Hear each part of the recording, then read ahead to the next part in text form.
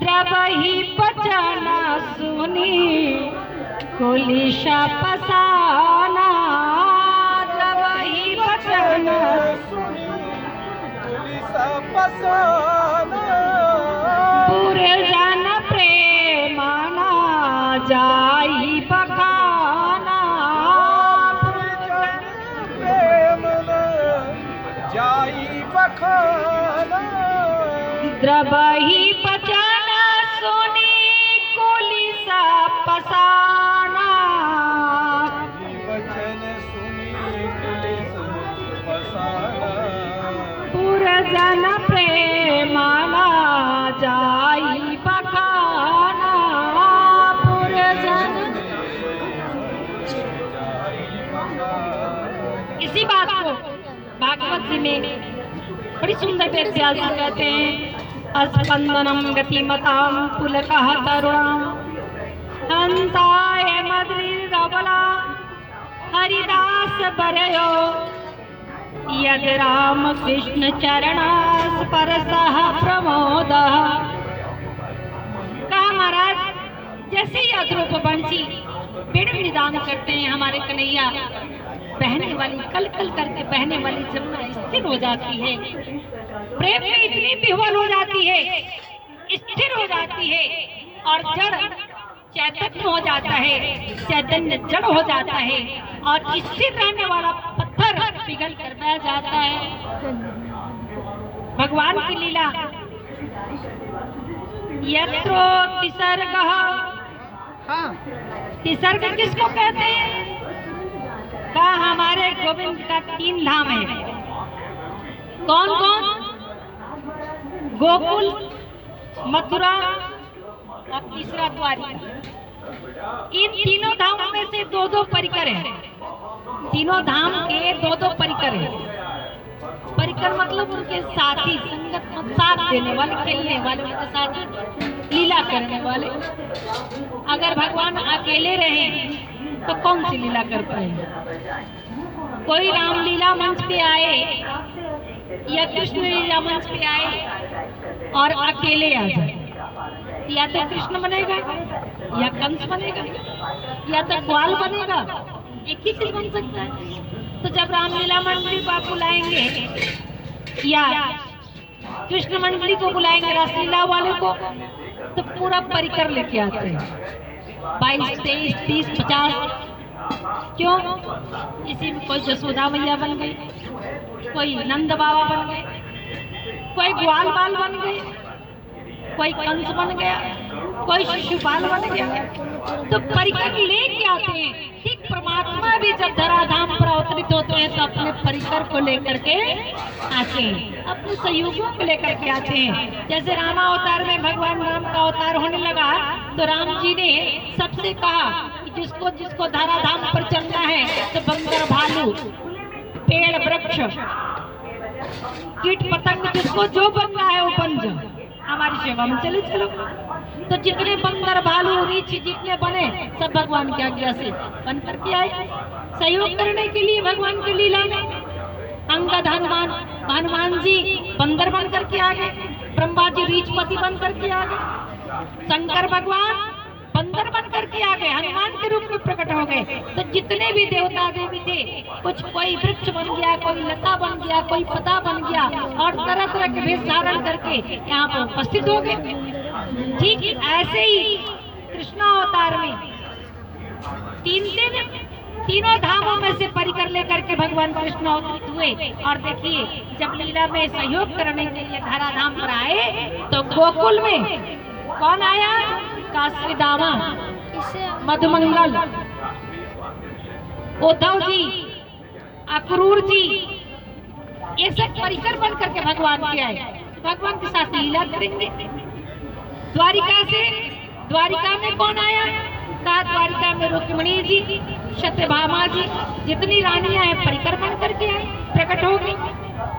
कहा महाराज उसी तरह जैसे रास बिहारी लीला करते हैं तो सारे ऋषि महात्मा जितने भगवान के तपस्या किए हैं, जो चाहते थे कि हम भगवान का परिकर बने, भगवान के साथ रास रचाएं, भगवान के साथ विहार करें, वो गोपी बन करके आ गए।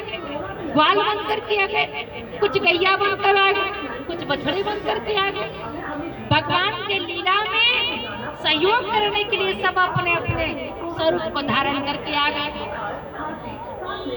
राम जी लीला कर रहे हैं तो हे कागमृग है मधुकर श्रेणी, तो खगमृग है मधुकर श्रेणी, तुम देखी सीता मृग नैनी, तुम देखी सीता मृग नैनी।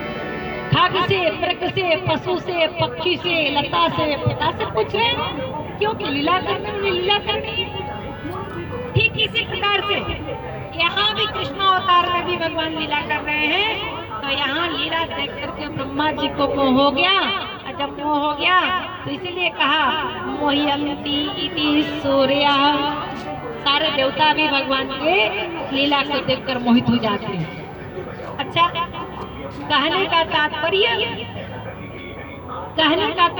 है कि भगवान लीला अकेले नहीं कर सकते, परिकर को लेकर के आते तभी लीला संपन्न होता है। और देखिए मनु शत्रुपा ने घोर तपस्या के पश्चात प्रभु का आगमन हुआ।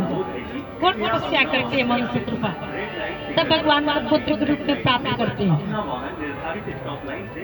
चाहो तुम्हें समान सुता, प्रभु सब कवन दुरा,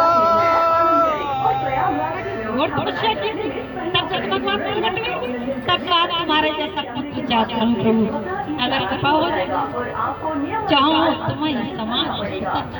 तो भगवान मुस्कुरा कर बोले मेरे जैसा कहाँ से मिल पाएगा, अरे मैं तो अकेला ही हूँ, मेरे जैसा कोई हो ही नहीं सकता।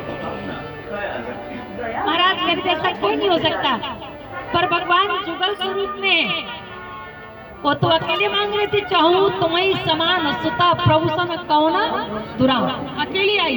लेकिन भगवान ने स्पष्ट कह दिया महाराज मैं अकेले होकर क्या करूंगा, बाद में आप कहोगे कि आपके विवाह करना चाहता हूँ, तो विवाह करने के लिए फिर कहाँ से हमारे लायक ढूंढोगे, किसे ढूंढोगे। इसलिए भाई मैं तो आऊंगा तो आदि शक्ति जय जगह उपजाया, आदि शक्ति जही जगह उपजाया, सोई अवतार ही मोर यह माया, सोई अवतार।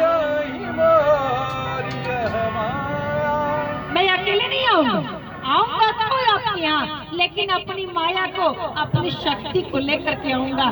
तो बाद में आप पूछने लगेंगे कि भाई उनको विवाह करना है तो कहाँ ढूंढने जाएंगे आप, हाँ हमारे जैसा तो कोई है ही नहीं, इसलिए हम अकेले नहीं आएंगे। तो भगवान परिकर लेके आते, अपने सहयोगियों को लेकर के आते लीला संपन्न कराने के लिए।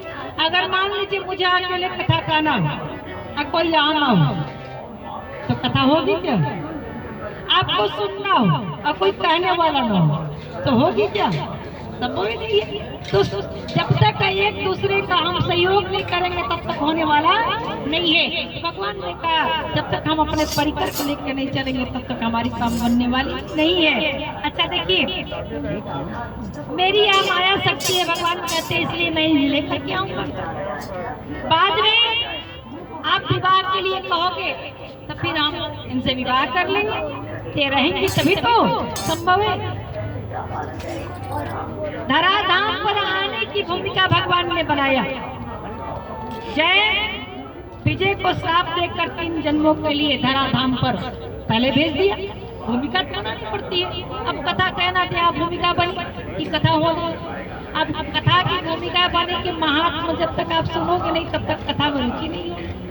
अच्छा महात्मा क्यों सुनो, महात्मा सुनने की क्या होता है, जब तक हम महत्व नहीं समझेंगे तब तक उस काम को करेंगे नहीं। महत्व का मतलब महत्व जब तक हम नहीं जान लेंगे कि माता पिता का महत्व क्या है तब तक हम उनका सम्मान करने वाले नहीं। जब तक हम प्रयाग की महिमा को नहीं जानेंगे तब तक हम प्रयाग में स्नान करने के लिए कल्पवास करने के लिए आएंगे क्या, नहीं। पहले बताना पड़ेगा कि इस प्रयाग के धराधाम पर आने पर कल्पवास पास करने पर क्या लाभ होता है, जब तक हम लाभ हानि की बात नहीं समझ लेंगे, महत्व नहीं समझेंगे, तब तक हमारी निष्ठा नहीं होगी, और निष्ठा नहीं होगी तब तक हम यहाँ आने वाले नहीं।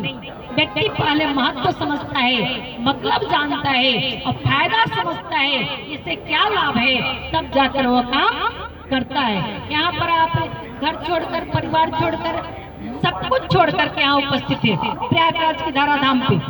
विचार कीजिए, थोड़ा सा भी कष्ट का अनुभव हो रहा है? नहीं हो रहा है। अब थोड़ा सा घर में थोड़ा ऊंच नीच हो जाए तो हम चिल्लाना शुरू कर देते हैं, गर्म पानी नहीं मिला, बिस्तर सही नहीं है, हमारा बेड गंदा है। ऐसे क्यों? वैसे होता है कि नहीं होता? लेकिन यहाँ गंगा भी है तो भी बैकुंठ है। हमने बहन सबरी से पूछा था, आप अपना अनुभव बताइए, यहाँ का अनुभव कैसा है? वो 2 शब्दों में कह दी। कितना सुंदर उत्तर। हमें तो बहन जी है बैकुंठ लगता है, आप बैकुंठ लगता है, और आप सब हमें भगवान जैसे लगते हो। कितनी सुंदर बात है। विचार करना, जब मन में ये श्रद्धा रहेगी, निष्ठा रहेगा, भाव रहेगा, तभी आप कल्पवास कर सकते हो। ठीक इसी प्रकार भागवत जी में जब महत्व, इसका महत्व को आप समझेंगे, महत्व को समझेंगे तो कथा सुनने की इच्छा होगी। एक बार नहीं, बार और नहीं समझेंगे तो सुनने की इच्छा नहीं होगी। रामायण का महत्व बताया गया, शुरू में रामायण का महत्व बताया गया, भागवत जी का महत्व बताया गया है, महात्मा के माध्यम से शिव पुराण का महत्व है। सारे जितने भी ग्रंथ हमारे हैं, सबका पहले महत्व। क्यों?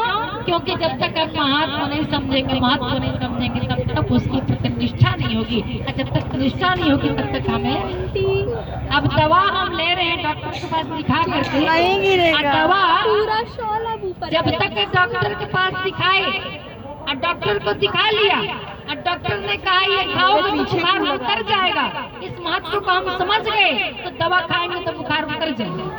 अब महत्व नहीं समझे हैं तो उल्टी सीधी दवा लेंगे तो कोई लाभ होने वाला नहीं। तो निवेदन करना चाह रही थी, सत्य के समान पहले सत्य की वंदना किया।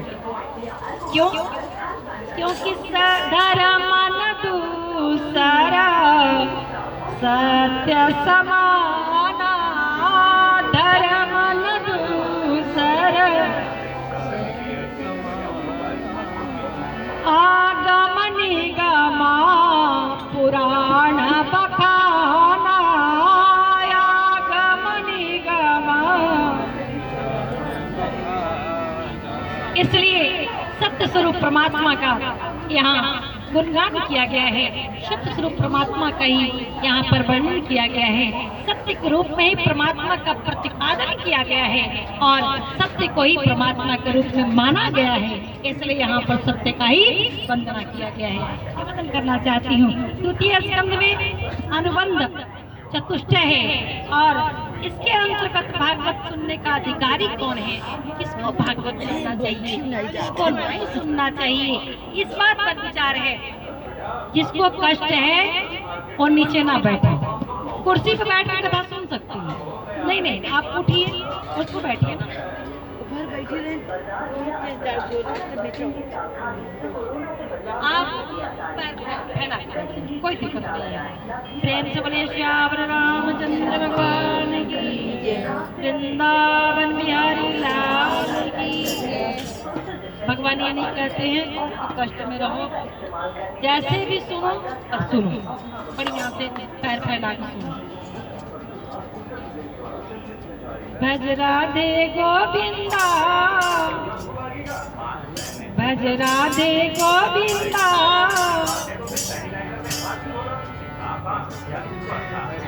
प्यारा नाम है भजरे हरि का प्यारा नाम है,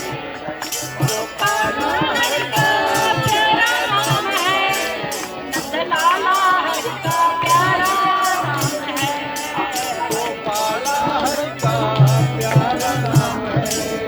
नंदलाला हरि का प्यारा नाम है, भज राधे गोविंदा,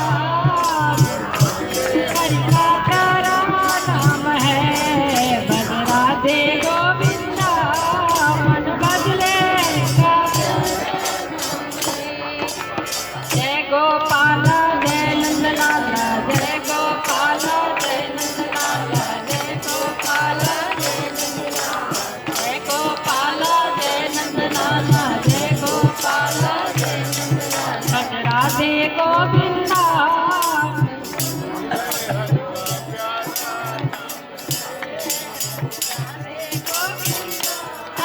मन बदले हरि का प्यारा नाम है।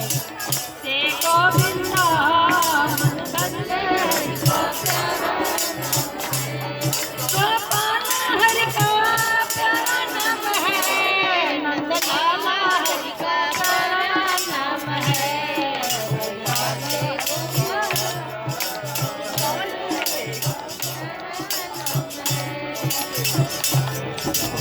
राधे गोविंदा मन बदले हरि का प्यारा नाम है।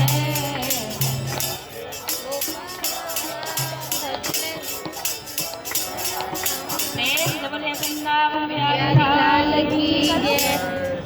तू निवेदन कर रही थी, सत्य ही भगवान का स्वरूप है। सत्य को ही प्रतिपादन किया गया है भागवत जी में और वही की कल्पना की गई है। अच्छा, कहा परम धर्म। परम धर्म क्या है? जैसे हम कथा सुनने के लिए मन में संकल्प ले लिया और हमारे घर के पास ही कई कथा हो रही है या किसी मंदिर में कथा हो रही है, हम कथा सुनने के लिए जा रहे हैं और रास्ते में मन से तो घर से तो निकले कथा में सुनना है, ठाकुर जी की कथा परम धर्म तो हमारा ही है, तो किसी के लिए निकले। लेकिन रास्ते में हमारा कोई रिश्तेदार नहीं, कहते बहन जी आप ही के घर जा रहे हैं, आप ही के घर जा रहे हैं, तो हम कहेंगे चलो कथा सुनने से जा रहे थे, अच्छा चलो पहले आप अपने मेरे घर चलो।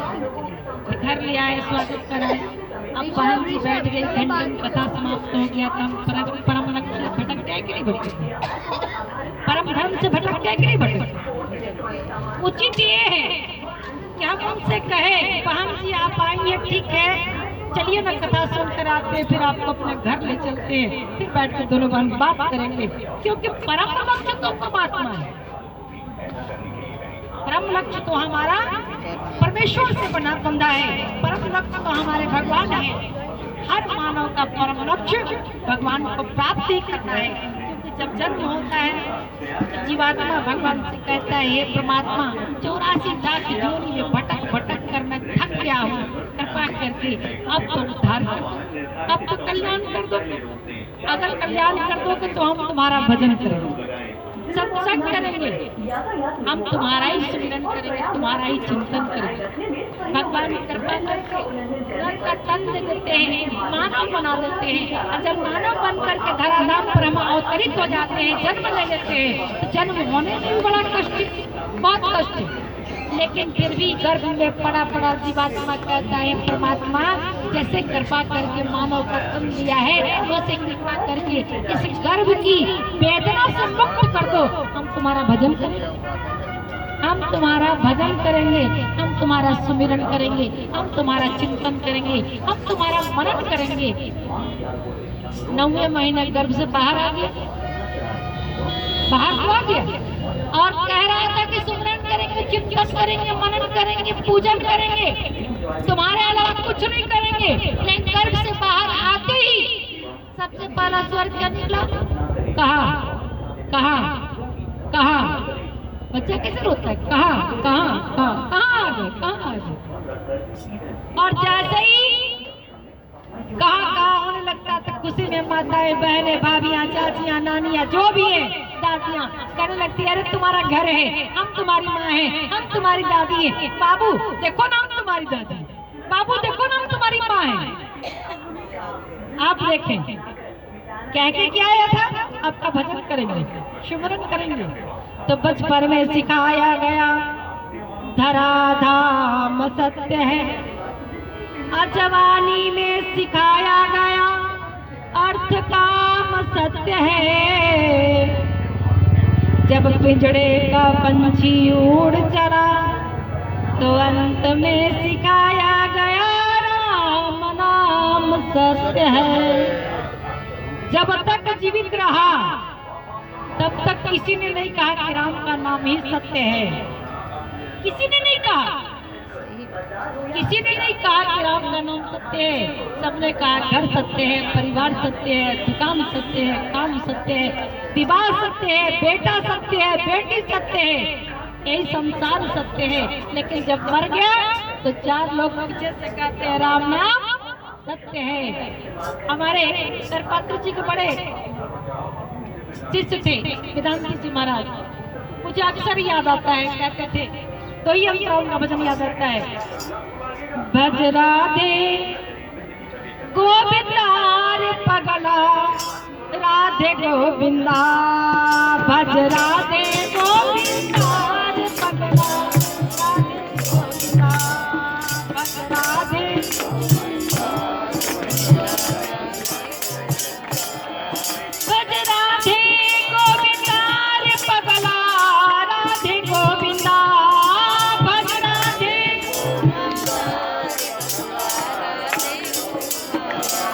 भज राधे गोविंदा रे पगला राधे गोविंदा, भज राधे। पूछा क्यों भजू? तो कितना सुंदर भाव कहते हैं, तन पिजड़े को छोड़ के उड़ जाएगा प्राण परिंदा, तन पिजड़े को छोड़ के उड़ जाएगा, तन पिजड़े को छोड़ के उड़ जाएगा प्राण परिंदा, तन पिजड़े को छोड़ के उड़ जाएगा, भज राधे गोविंदा रे पगला राधे गोविंदा, भज राधे।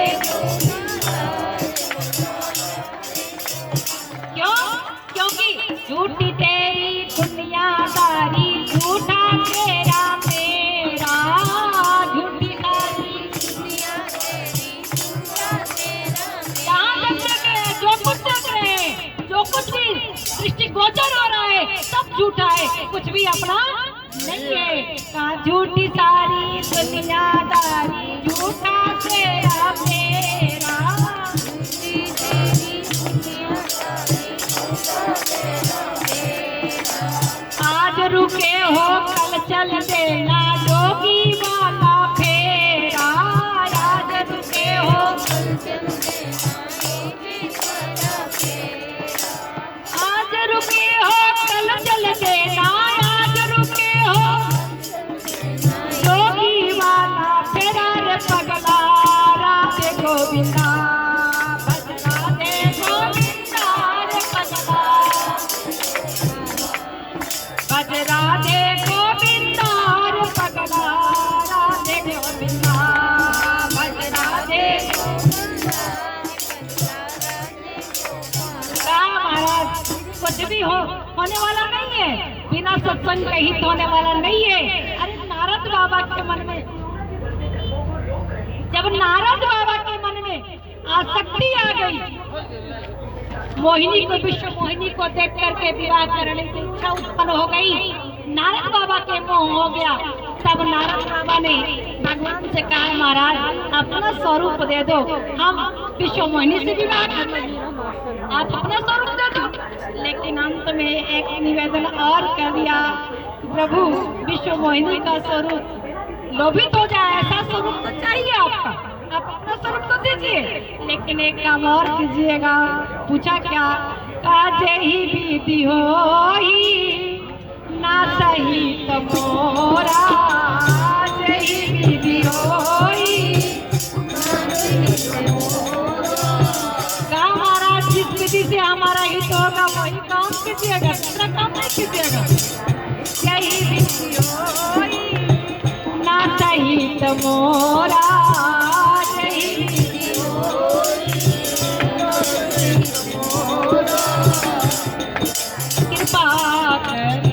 भगवान वही कृपा कर दीजिए जिस प्रकार से हमारा हित हो। भगवान ने सोचा सन्यासी का हित नारी में तो नहीं है, सन्यासी का हित नारी को पाने में तो नहीं है। कहा जाता है कि सन्यासी अगर काट कर नारी भी स्पर्श कर ले तो दोष लग जाता है, दोष हो जाता है। इसलिए सन्यासी को नारी का स्पर्श भी नहीं करना चाहिए, परछाई भी नहीं।